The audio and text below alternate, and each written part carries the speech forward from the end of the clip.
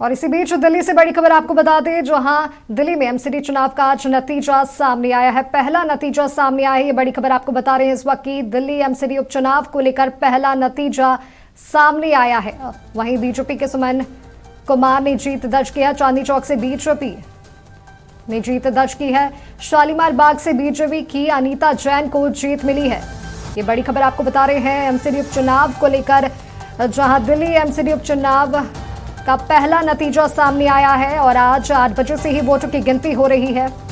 चांदनी चौक से बीजेपी उम्मीदवार सुमन कुमार ने जीत दर्ज की है। ये बड़ी खबर आपको बता रहे हैं, जहां चांदनी चौक से बीजेपी की सुमन कुमार ने जीत दर्ज की है। शालीमार बाग से बीजेपी की अनीता जैन को जीत मिली है। आपको बता दें कि 30 नवंबर को एमसीडी उपचुनाव हुआ था और आज 51 उम्मीदवारों की किस्मत का आज फैसला होगा। पहला नतीजा भी सामने आया है। 8 बजे से ही वोटों की गिनती भी शुरू हो चुकी है। बीजेपी के सुमन कुमार ने जीत दर्ज की है। शालीमार बाग से बीजेपी की अनीता जैन ने भी जीत दर्ज की है।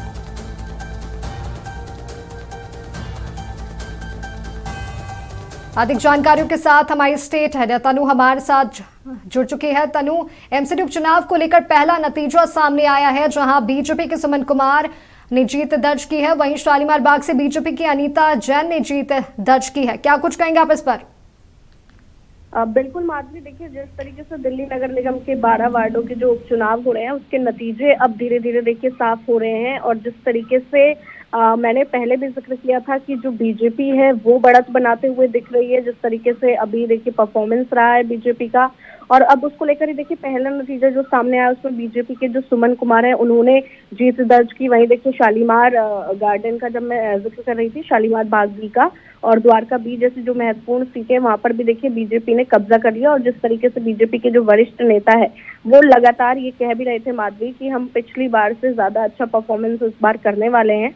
तो अब देखिए धीरे धीरे तस्वीर साफ हो जाएगी। और अभी लगातार देखिए कांग्रेस के लिए मुश्किलें खड़ी हो रही हैं, क्योंकि जिस तरीके से चांदनी महल की जो सीट है वहां पर भी कांग्रेस के जो उम्मीदवार थे वो लगातार इस बात का जिक्र कर रहे थे कि इस बार कांग्रेस जो है मजबूत हो रही है, लेकिन मजबूत होने की बजाय कांग्रेस जो है वो और पिछड़ती हुई नजर आ रही है। और देखिए मुख्य मुकाबला आम आदमी पार्टी और बीजेपी के बीच में है। अब देखने वाली बात होगी और कौन कौन सी वो सीट होगी जहां पर बीजेपी को बढ़त मिलती है और जहां पर पहले से ही आप मजबूती देखने वाली बात ये भी होगी, क्या आप वहां पर अपनी जमीन बचा पाती है या फिर नहीं। माधवी जी तनु, आपका बहुत बहुत धन्यवाद हमारे साथ जुड़ने के लिए और तमाम जानकारी हमारे साथ साझा करने के लिए। तो आपको बता दें कि सुबह 8 बजे से ही दिल्ली एमसीडी उपचुनाव की काउंटिंग शुरू हो चुकी है और ऐसे में पहला नतीजा भी सामने आ चुका है।